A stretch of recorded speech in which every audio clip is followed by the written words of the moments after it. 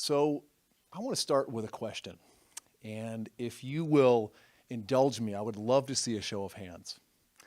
How many of you can remember when people used to smoke on airplanes? So I grew up in Gloucester, about an hour from here, and I can remember going on the plane to go visit my grandparents and walking into a wall of smoke. And I can also remember that this was the time that when you went into a restaurant, they would ask you if you wanted to sit in the smoking section or in the non-smoking section, right? And one of the things that I distinctly remember from childhood is that in my elementary school art class, we used to make ashtrays. That's crazy, right? This is what we did for fun in the 70s and 80s. And it was all completely normal back then. But it's decidedly not normal for my kids. And I meet kids today that don't even know what an ashtray is, because the norms around what's acceptable and not in our culture around smoking have completely changed. You know, we've gone from almost half the population smoking to less than 13% in my lifetime. So how do we create that same kind of cultural sea change around single-use plastic and other throwaway stuff? At Upstream, you know, we work to spark innovative solutions to plastic pollution, but for us, the problem isn't just plastic. It's really the throwaway culture that is driving plastic pollution and a whole host of other problems. And I want to share a story from today that I think helps to illustrate the problem. So this morning, Kelly and I were on our way to meet with Councilmember O'Malley to talk about an ordinance that we're working on right here in Boston. And on our way there, we decided to pregame at this hipster coffee shop about right across the street from City Hall. And we walk in and it's like, you know, beautiful brick and high ceilings and cool lighting and funky little couches and $5 cups of coffee.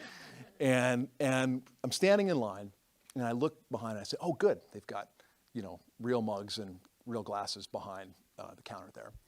And then I turned around and I looked at everybody that was sitting around in the cafe, and no one had a real mug. They were all being served with throwaway cups with little plastic throwaway lids, iced coffee with your plastic lid and plastic straw. And I said, huh. And also I wanted some breakfast, and I saw these little frittatas that were in a little paper bowl. And so I ordered one of those, and I saw there was some cutlery up at the front of the counter. I said, oh, good, I'll just take the cutlery in the bowl and be on my way. And I told them I was going to sit, you know, 5 feet away from the counter.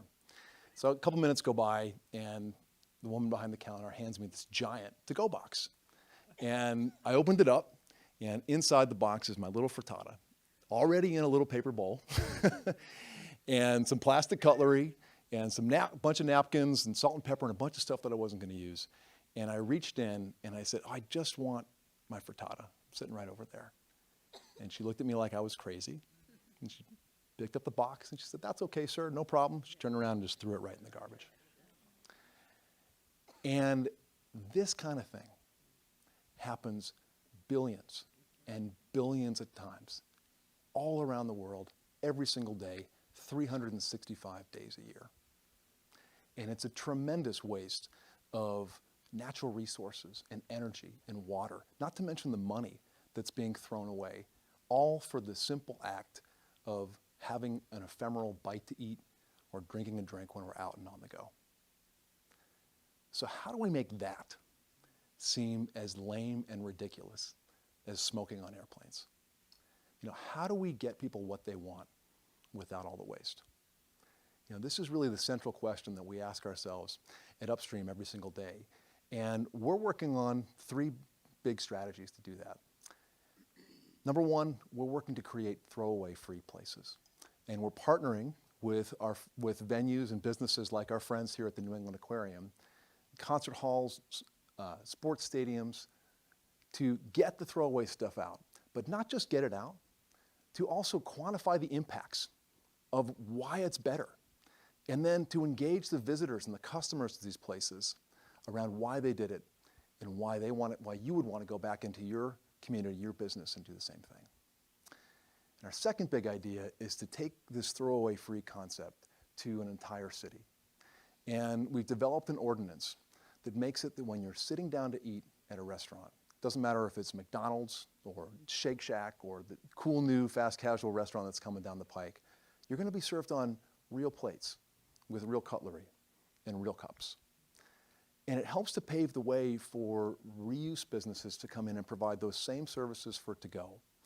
And this is blowing up all over Europe, and I'm going to give you a couple examples. So if you're in Hamburg, Germany, and you walk into a coffee shop at the beginning of the morning, you get a cup of coffee, and you realize you forgot your reusable mug, you can rent one for €1.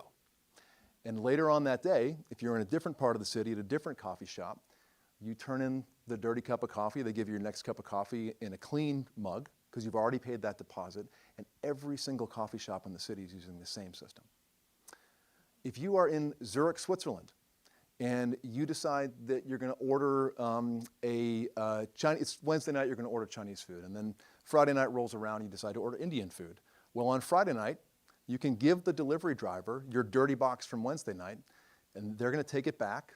It's going to be picked up by another business that's going to clean all those dirty boxes, wash them, put them into service the next day. So policy and community reuse businesses are the second big idea. And then the third one, and I'll say this in close, is really around how do we use the power of social marketing to start cultural conversations around getting rid of the throwaway stuff? How do we make it weird, lame, uncool, something we want to leave behind in the 20th century? And I think many of you have maybe been exposed to some of the incredible campaigning that was done around straws. And I think a lot of us were blown away at how quickly that took off. And when we dissected it, what we learned was that we pretty much nailed the call to action. And the call to action was simply this: next time you're in a restaurant or a bar and you order a drink, say no straw.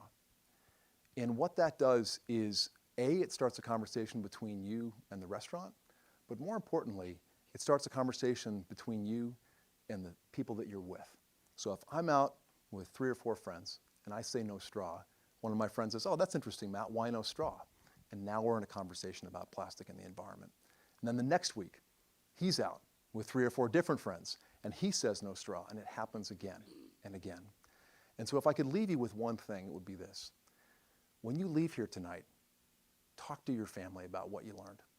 Talk to your friends, talk to your neighbors, talk to the businesses you frequent, talk to the politicians that you vote for. Engage them on this issue, because these kinds of conversations are the things that actually change culture.